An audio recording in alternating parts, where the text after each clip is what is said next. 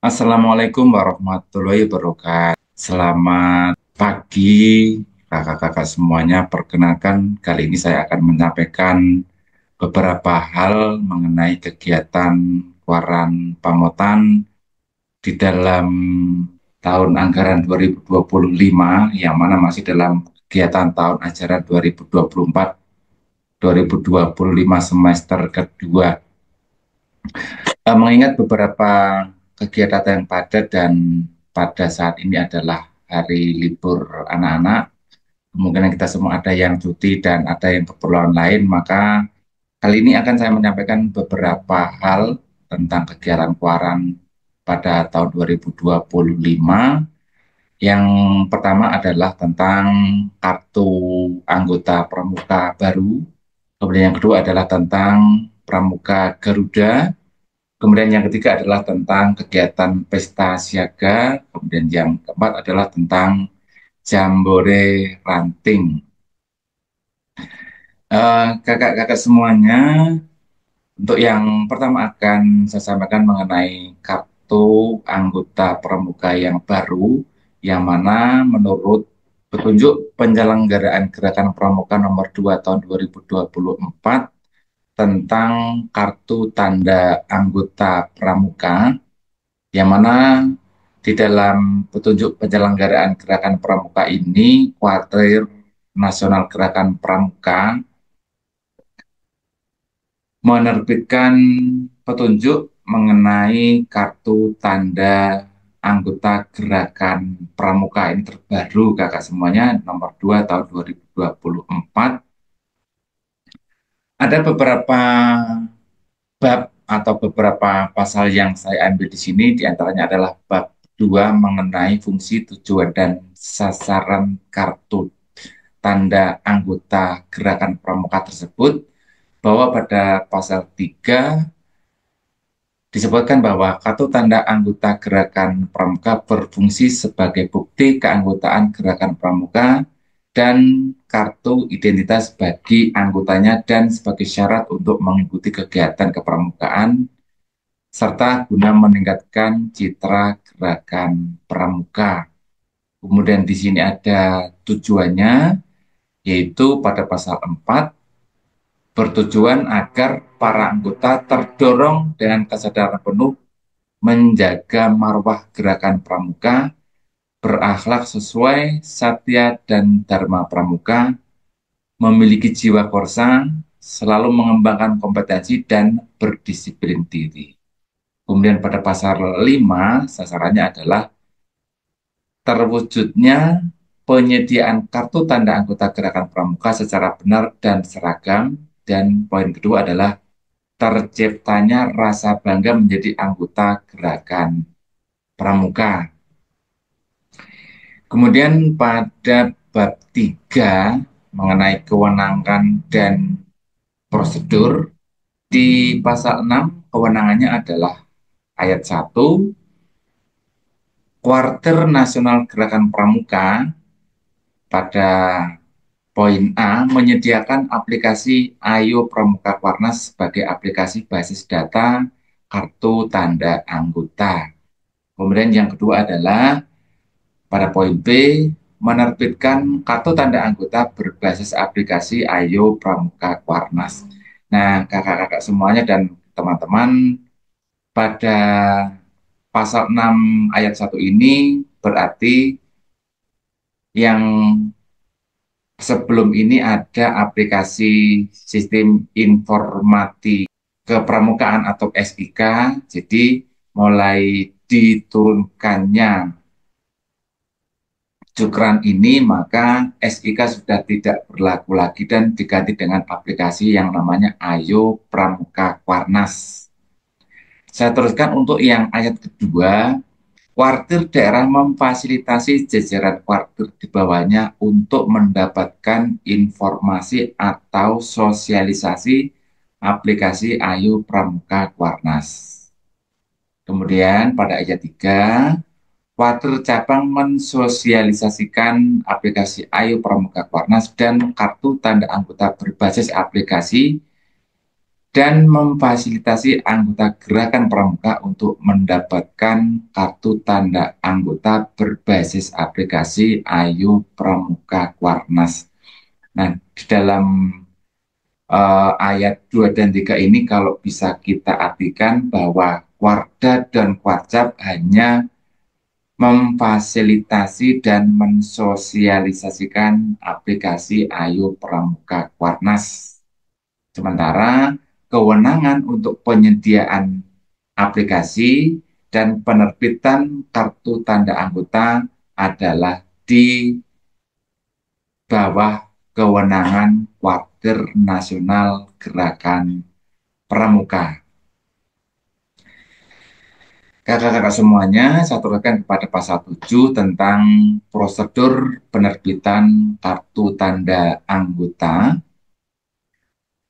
Pada ayat 1, kartu tanda anggota Gerakan Pramuka dicetak berdasarkan data anggota yang terdaftar di database aplikasi Ayo Pramuka Kuarnas.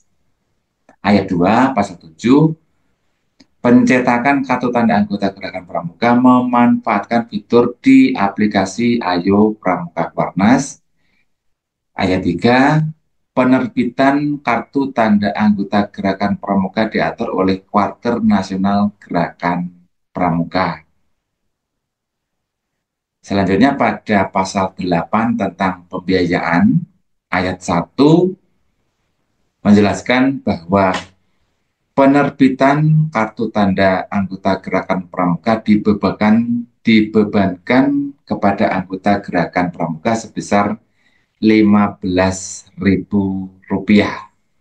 Jadi pada ayat 1 ini dijelaskan penerbitan kartu tanda anggota Gerakan Pramuka dibebankan kepada anggota dengan besaran Rp15.000. Sementara pada ayat 2 menjelaskan bahwa penerbitan kartu anggota Gerakan Pramuka e-money dibebankan kepada anggota Gerakan Pramuka sebesar Rp65.000. Jadi pada pasal 8 ini tentang penerbitan kartu tanda anggota ada 15.000 per anggota, sementara Gerakan Pramuka e-money, kartu tanda anggota Gerakan Pramuka e-money dengan biaya sebesar Rp65.000. Kemudian pada bab 4 tentang penomoran tanda anggota, ini pada pasal 9 diterangkan bahwa sistem penomoran tanda anggota Gerakan Pramuka mengacu pada petunjuk penyelenggaraan sistem informasi kuartir tentang kode kuartir. Ini ada beberapa keterangan. AA di paling depan ini adalah tentang kode kuartir daerah, kemudian 2 digit sesudahnya adalah kuartir cabang anggota, kemudian berikutnya ada kuartir ranting, berikutnya ada tanggal lahir, kemudian yang terakhir ini adalah nomor urut anggota. Nah, kakak-kakak semuanya, ini adalah wujud dari tampilan depan kartu tanda anggota. Ada fotonya, kemudian ada nomor, namanya, golongan, pangkalan, kemudian ada masa berlaku kartu, dan yang di sini adalah tampilan belakang, ada Trisatya dan Dasadharma Pramuka. Kemudian yang berikutnya ini adalah tampilan muka dari kartu tanda anggota e-money, yang juga ada nomor anggota, kemudian foto, kemudian di sini ada QR yang bisa di-scan. Kemudian di sini adalah tampilan belakang dari kartu tanda anggota e-money Gerakan Pramuka.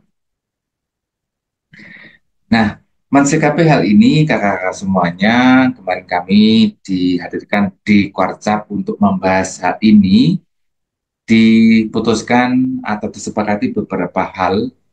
Yang pertama adalah Kuarcap nanti akan membuatkan surat pemberitahuan tentang pendataan oleh Pusdatin. Jadi nanti tentang pendataan keanggotaan pramuka ini akan dilaksanakan sendiri oleh Pusdatin, yaitu Pusat Data dan Informasi. Kemudian pendataan nanti akan dilakukan mulai pada bulan Februari 2024. Jadi dengan mekanisme Pusdatin akan datang sendiri ke pangkalan atau sekolah di wilayah. Dan pada kesepakatan rapat kami di Kuarsap kemarin tentang jumlah anggota yang didaftarkan nanti diserahkan sepenuhnya kepada masing-masing sekolah atau pangkalan. Jadi dalam hal ini Kuarsap maupun Kuartir Ranting menyerahkan sepenuhnya tentang anggota yang nantinya didaftarkan kepada Pusdatin. Jadi diserahkan sepenuhnya ke pangkalan atau sekolah masing-masing.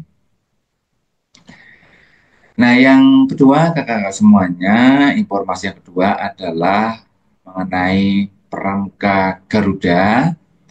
Seperti pada surat yang sudah disampaikan kemarin, bahwa pendaftaran verifikasi Pramuka Garuda sesuai dengan nomor dari WhatsApp nomor 248 garis miring 1117 B tanggal 30 November 2024, bahwa pendaftaran verifikasi dilaksanakan mulai pada tanggal 1 sampai dengan 30 Desember 2024. Kemudian verifikasi Pramuka Garuda akan dilaksanakan di masing-masing kuartir ranting dan pengukuhan akan dilaksanakan secara bersama se-WhatsApp, yang mana untuk waktu dan tempat akan diberlakukan lebih lanjut. Kemudian pada pendaftarannya di sini ada linknya. Selanjutnya akan dibuatkan pemberitahuan mengikuti verifikasi dan pengukuhan Pramuka Garuda. Dan sebagai syarat di sini adalah setiap gudeg berpangkalan di SD atau MI minimal 2 putra dan 2 putri untuk golongan siaga. Kemudian untuk golongan penggalang masing-masing gugus depan minimal 5 putra dan 5 putri.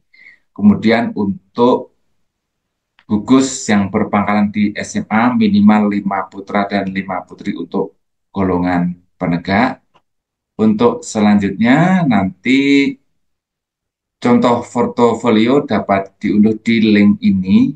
Jadi untuk kelengkapan data dan dokumen bisa melihat contoh di link portofolio ini. Seperti kesepakatan bahwa untuk WhatsApp hanya memverifikasi kelengkapan data atau portofolio peserta calon Pramuka Garuda, sedangkan untuk proses seleksi di tingkat kuaran oleh pembina masing-masing. Dan yang ketiga adalah bahwa kemampuan khusus atau kecakapan khusus calon peserta dalam satu pangkalan tidak harus sama, karena masing-masing peserta mempunyai kemampuan yang berbeda. Jadi untuk proses seleksi tentang bagaimana tingkat kemampuan dan kecakapan anggota itu diserahkan di tingkat kuaran, yang mana di dalam hal ini adalah yang lebih berkompeten dan mengetahui kemampuannya adalah di pembina di masing-masing gugus depan. Dan selanjutnya nanti WhatsApp hanya memverifikasi kelengkapan data dari masing-masing peserta. Baik kakak dan teman-teman semuanya, informasi yang ketiga adalah mengenai pesta siaga, bahwa perlu disampaikan pesta siaga di tingkat WhatsApp dilaksanakan pada hari Sabtu tanggal 27 Februari 2025 bertempat di Pendopo Museum RA Kartini. Berdasarkan juknisnya setiap kuartir ranting mengirimkan 2 barung, yang mana masing-masing barung itu adalah berisi 8 anggota siaga putra dan 8 anggota siaga putri dengan pendamping putra dan putri masing-masing 1 orang dan 1 orang pimpinan kontingen. Jadi masing-masing kuartir ranting nanti mengirimkan 1 putra 1 putri, kemudian pendamping 2 orang dan 1 orang pimpinan kontingen. Sementara untuk tumbuh teknik di tingkat Kwarcap nanti akan dilaksanakan pada tanggal 10 Januari 2024 bertempat di Sanggar Kwarcap Rembang jam 9 sampai dengan selesai, diikuti oleh pimpinan kontingen ranting dan 1 andalan ranting urusan Bina Muda. Jadi untuk pelaksanaan di tingkat ranting nanti dilaksanakan sebelum tanggal 27 Februari 2025. Nah, yang keempat dan yang terakhir kakak-kakak semuanya adalah mengenai informasi tentang Jambore Cabang. Untuk tahun ini, Kwarcap akan melaksanakan Jambore Cabang yang akan dilaksanakan di Bumi Perkemahan Karangsari Park dengan masing-masing kuartir ranting. Untuk penggalang tingkat SD mengirimkan 2 regu putra dan 2 regu putri. Kemudian untuk penggalang tingkat SMP yaitu 1 regu putra dan 1 regu putri. Baik, kakak-kakak semuanya, itu adalah beberapa informasi tentang kegiatan kepramukaan tahun 2025 yang bisa saya sampaikan karena mengingat pelaksanaan di pesta siaga yang begitu dekat. Jadi harapan saya bisa kita mengantisipasi mulai dari sekarang. Demikian informasi yang bisa saya sampaikan, semoga bermanfaat. Terima kasih. Assalamualaikum warahmatullahi wabarakatuh.